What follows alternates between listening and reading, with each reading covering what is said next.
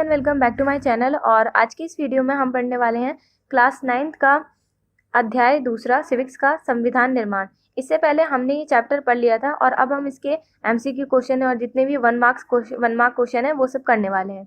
तो चलिए शुरू करते हैं। सबसे पहला क्वेश्चन क्या है कि रंगभेद के खिलाफ विरोध करने पर किस पर देशद्रोह का मुकदमा चलाया गया था। आपके ऑप्शन है ए जेरेमी क्रोनिन, बी है पैट्रिक डंकन, सी है नेल्सन मंडेला और डी है क्रिस हानी।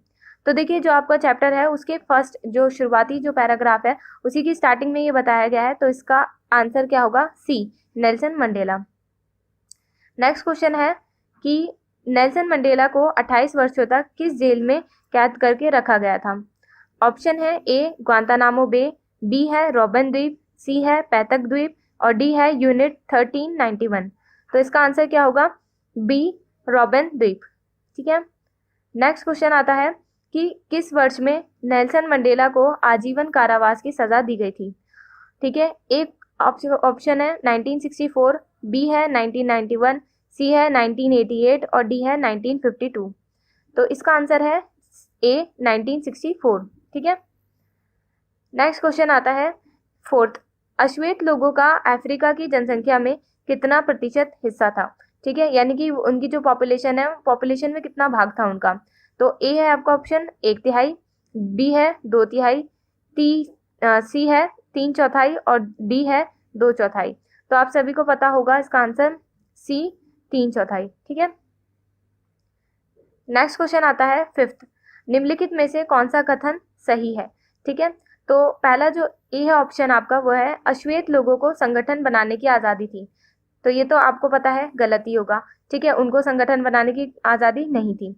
बी ऑप्शन है कि अश्वेत लोगों को वोट डालने का अधिकार था। ये भी ऑप्शन नहीं, ये भी नहीं होगा। ठीक है, क्योंकि उनको वोट डालने का अधिकार भी वहां पर नहीं था।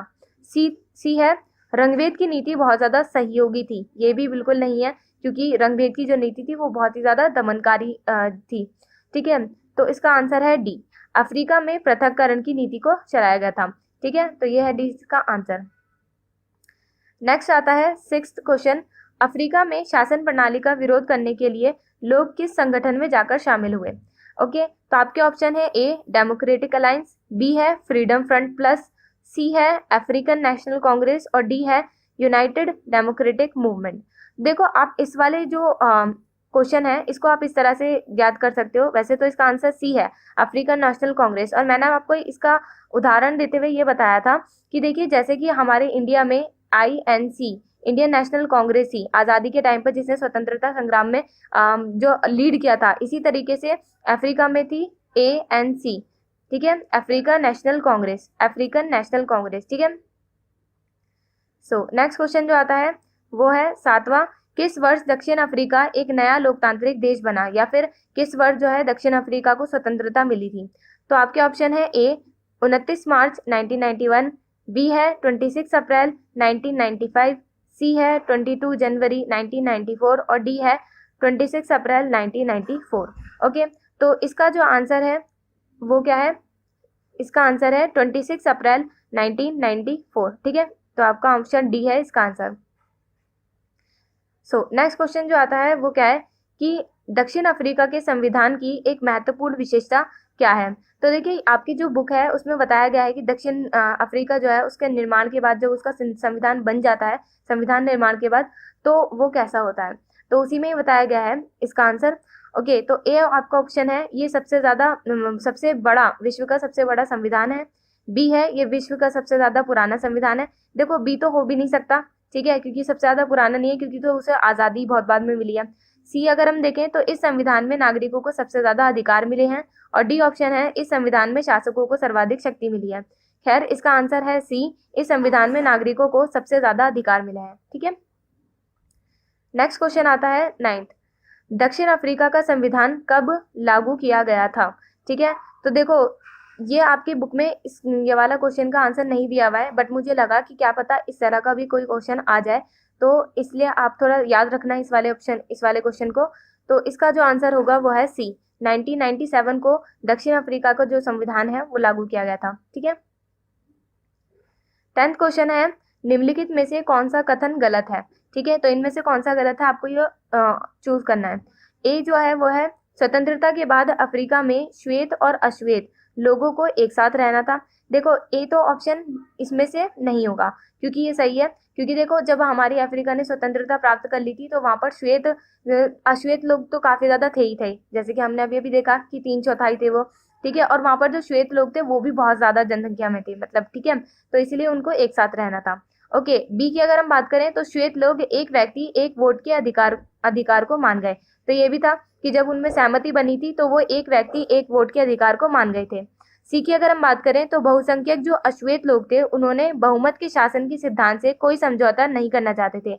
ये भी था जब हमने उनकी चिंताएं पढ़ी थी कि दोनों ही जो गुट है, नहीं, दोनों ही जो समूह है, श्वेत और अश्वेत, उनकी क्या क्या चिंताएं थी। तो सी जो ये वाला है ये भी नहीं होगा। इसका आंसर है डी आपका। अश्वेत लोगों ने गोरे लोगों की जमीन जायदाद पर कब्जा कर लिया, जबकि ऐसा नहीं था।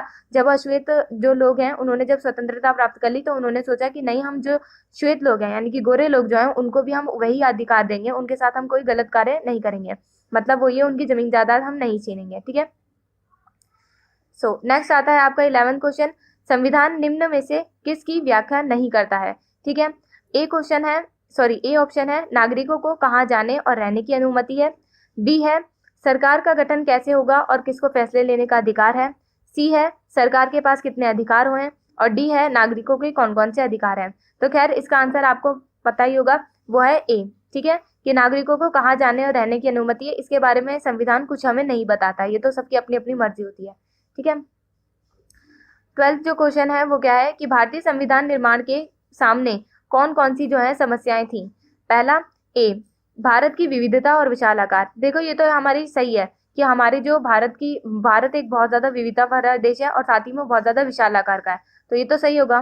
बी की अगर हम बात करें तो धर्म के आधार पर विभाजन, ये भी आपको पता ही होगा कि भारत में जो था जब आजादी के टाइम पर हमारे यहाँ पर क्या हुआ, धर्म के आधार पर विभाजन हुआ। एक तो हमारा भारत बना, ठीक है, और दूसरा जो होता है वो पाकिस्तान, ठीक है, 2 देश बने थे। सी अगर हम देखें तो देशी रियासतों के विलय की समस्या थी, ये भी मैंने आपको काफी डीपली बताया था कि जो देशी रियासतें थी, ठीक है, उनको भारत में मिलाने की समस्या उत्पन्न हो रही थी। और डी ऑप्शन क्या है, उपरोक्त सभी। तो इसका आंसर जो होगा वो होगा डी, कि इनमें से सारे ही ये जो है सही है। नेक्स्ट क्वेश्चन जो आता है वो है 13, 1931 में कराची में हुए INC इंडियन नेशनल जो कांग्रेस है उसके अधिवेशन में क्या प्रस्ताव रखा गया था, ठीक है। ए ऑप्शन है भारत में लोकतांत्रिक देश होगा, बेसिकली यहाँ पर ये आएगा भारत एक लोकतांत्रिक देश होगा, ठीक है। बी है भारत में राज्यों का गठन भाषा के आधार पर होगा। सी है भारत का संविधान कैसा होगा। और डी है इनमें से कोई नहीं। तो देखो आप थोड़ा सा ये यहाँ पर अंदाजे भी लगा सकते हैं क्योंकि चैप्टर संविधान से रिलेटेड है, तो इसका आंसर भी सी ही होगा, ठीक है, कि भारत का संविधान कैसे होगा ये इस बात पर जो होती है हमारी, वहां पर एक प्रस्ताव रखा गया था। 14th है आपका क्वेश्चन, भारतीय संविधान में निम्न में से किन विचारों को शामिल किया गया है, ठीक है। देखो ए की अगर हम बात करें, अमेरिका के अधिकारों की सूची ये है, हमें पता है कि हमारे की जो अधिकारों की सूची है, ठीक है, वो अमेरिका से ली गई है, ठीक है, मतलब वहाँ उनकी सूची से हमने थोड़ी थोड़ी चीजें ली हैं। बी की अगर हम बात करें, फ्रांसीसी क्रांति के आदर्श, ये भी सही है। सी की बात करें तो ब्रिटेन की जो संसदीय लोकतंत्र के कामकाज है वो भी हमारे संविधान में है, तो वो भी ठीक है। डी आएगा इसमें से, ऑप्शन आपका डी है आंसर, उपरोक्त सभी, ये सारे ही जो है सही है, ठीक है। नेक्स्ट क्वेश्चन क्या आता है 15th, भारतीय संविधान सभा के लिए चुनाव कब कराए गए थे, ठीक है। तो देखो यहाँ पर जितने भी डेट्स वाले जो हैं वो तो आपको याद ही करने पड़ेंगे, ठीक है, इसके और कोई तो ऑप्शन नहीं होगा, ठीक है। तो 15th जो है इसका आंसर क्या है, जुलाई 1946, ठीक है, इसका ऑप्शन है ए, सही है, जुलाई 1946। 16 जो आता है वो है संविधान सभा की जो है पहली बैठक कब हुई थी, ठीक है। तो देखो इसका जो आंसर है वो क्या होगा आपका, दिसंबर 1946। देखो आप थोड़ा सा यहाँ पर अंदाजा लगा सकते हो कि पीछे हमने अभी अभी देखा था कि जुलाई 1946 में जो है चुनाव कराए गए थे।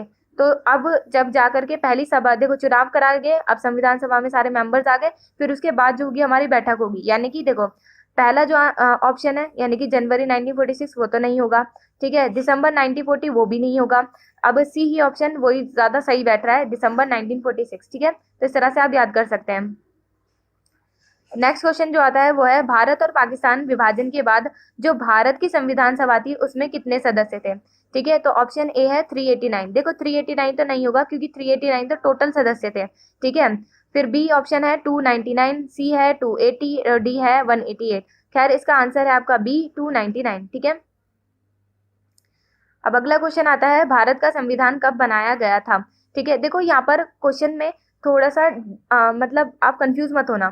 जैसे कि यहाँ पर पूछा गया है भारत का संविधान कब बना था, ज्यादातर जो बच्चे हैं वो ऑप्शन ए को ही चुनेंगे कि 26 जनवरी 1950, बट ये गलत होगा। आपको यहाँ पर क्या देखना है कि आपका कब बना था। ठीक है, यहाँ पर ये लिखा हुआ है, अगर लागू हुआ लिखा होता तो तब आप ऑप्शन ए को चुनते। ठीक है, तो फिलहाल इसका आंसर क्या है हमारा, 26 नवंबर 1949। 18वें का ऑप्शन क्या आएगा आपका, सी। ठीक है, नेक्स्ट क्वेश्चन है, भारत का संविधान कब लागू हुआ, तो मैं इसी की बात कर रही थी। इसका आंसर क्या होगा आपका, ए, 26 जनवरी 1950 को। ठीक है, जिस दिन हम गणतंत्रता दिवस भी मनाते हैं हर साल। सो नेक्स्ट क्वेश्चन आता है 20वां, संविधान सभा की जो प्रारूप समिति थी उसके अध्यक्ष कौन थे। तो इसका आंसर आपकी बुक में वैसे दिया हुआ है। ठीक है, तो ए है राजेंद्र प्रसाद, नहीं ये नहीं है। बी है जवाहरलाल नेहरू, ये भी नहीं है। सी है डॉक्टर बी आर अम्बेडकर, तो यही आपका आंसर है, सी, डॉक्टर बी आर अम्बेडकर, ये जो थे प्रारूप समिति के अध्यक्ष थे। ठीक है, 21वां जो क्वेश्चन आता है वो क्या है कि निम्न में से कौन सा कथन सही है। ठीक है, इनमें से जो है आपका कौन सा सही होगा। ए क्या है, संविधान सभा में भारतीय राष्ट्रीय कांग्रेस के सदस्यों का प्रभुत्व था। बी ऑप्शन है कि संविधान सभा का जो चुनाव है वो देश के लोगों ने प्रत्यक्ष रूप से किया था। और सी है दोनों ए और बी, और डी है इनमें से कोई नहीं। देखिए, अगर हम बी की बात करें, ऑप्शन बी की, तो ये तो नहीं होगा, क्योंकि मैंने आपको बताया था जब हम पढ़ रहे थे कि संविधान सभा का जो चुनाव है, सॉरी, संविधान सभा के जो सदस्य हैं उनका जो चुनाव है वो देश के लोगों ने प्रत्यक्ष रूप से नहीं किया था, बल्कि देखो जितने भी हमारे कहते हैं प्रांतीय असेंबली या फिर आप कहो कि विधानसभा के जो मेंबर थे उनके वो मेंबर जो थे उन्होंने जो है संविधान सभा के मेंबर्स को चुना था। तो ये तो हम कह सकते हैं कि डायरेक्टली हमने नहीं चुना था उन्हें, तो बी तो बिल्कुल भी नहीं होगा। ठीक है, अब बचा क्या, ऑप्शन ए, तो यही आंसर है इसका कि संविधान सभा में भारतीय राष्ट्रीय आईएनसी, आप सभी को पता है इंडियन नेशनल कांग्रेस, आपकी जो कांग्रेस है बहुत बड़ी इस टाइम पर पार्टी थी, और संविधान सभा में ज्यादातर मेंबर जो थे वो कांग्रेस के ही थे, तो इसका आंसर क्या होगा, ए होगा। ठीक है, नेक्स्ट क्वेश्चन क्या आता है 22वां, संविधान सभा में पेश हुए हर प्रस्ताव, हर शब्द व वहां कहीं हर बात को रिकॉर्ड किया गया था। ठीक है, तो इसको रिकॉर्ड करके किस नाम से प्रकाशित किया गया था। ठीक है, ए है कॉन्स्टिट्यूशन डिबेट्स, बी है option constitution debates of India, C है कॉन्स्टिट्यूएंट असेंबली डिबेट्स, और डी है इनमें से कोई नहीं। तो इसका आंसर है आपका सी, कॉन्स्टिट्यूएंट असेंबली डिबेट्स। ठीक है, 23वां जो क्वेश्चन है वो क्या है कि भारतीय संविधान की प्रस्तावना की प्रेरणा किस देश की संविधान की प्रस्तावना से ली गई है। ठीक है, तो ऑप्शन आपका ए है ब्रिटेन, बी है अमेरिका, सी है फ्रांस, और डी है रूस। ठीक है, तो इसका आंसर बेसिकली है बी, अमेरिका। ठीक है, नेक्स्ट क्वेश्चन आता है 24वां और 25वां। देखिए ये एमसीक्यू क्वेश्चन नहीं थे, बट मुझे ये इंपॉर्टेंट लग रहे थे तो मैंने इनको फिलअप की तरह जो है आपको दे दिया है। ठीक है, क्वेश्चन क्या है कि भारतीय संविधान की जो प्रस्तावना है उसको भारतीय संविधान की डैश कहा जाता है। ठीक है, तो इसका जो आंसर है वो क्या है कि भारतीय संविधान की जो प्रस्तावना है उसको भारतीय संविधान की क्या कहा जाता है, आत्मा कहा जाता है। ठीक है, सोल। अब 25वां जो क्वेश्चन है वो क्या है कि अफ्रीका में भारत से लाए गए जो लोग हैं उनको डैश कहा जाता था, तो उनको बेसिकली रंगीन चमड़ी वाला कहा जाता था। ठीक है, एक तो देखो अश्वेत थे, है ना, जो कि काली चमड़ी वाले लोग थे, जो काले लोग थे उनको अश्वेत को कहा जाता था, श्वेत वो थे जो कि गोरे लोग थे, और फिर आते हैं जो भारतीय मूल के लोग थे, ठीक है, उनको कहा जाता था रंगीन चमड़ी वाला। ठीक है, सॉरी। अब नेक्स्ट क्वेश्चन जो आता है वो है 26वां, रंगभेद किसे कहते हैं। देखिए ऐसे जो क्वेश्चन है वो भी आपके 1-1 मार्क में आ सकते हैं, इनकी डेफिनेशन सबके लिखने की आ सकती है, तो मैं आपको ये नहीं बता रही, बस आप इसको देख लीजिए और याद कर लेना। ठीक है, 27वां क्वेश्चन है पृथक्करण किसे कहा जाता है। ठीक है, नेक्स्ट जो है वो है कि संविधान को प्रभाषित कीजिए। ये सारी जो डेफिनेशन है ये आपकी बुक में दी हुई है वैसे तो। ठीक है, 29वां है संविधान सभा को परिभाषित कीजिए। और फिर आता है 30वां क्वेश्चन, संविधान की प्रस्तावना किसे कहा जाता है। क्वेश्चन ये भी आ सकता है कि संविधान की उद्देशिका किसे कहा जाता है। ठीक है, 31वां क्वेश्चन है संविधान संशोधन को परिभाषित कीजिए।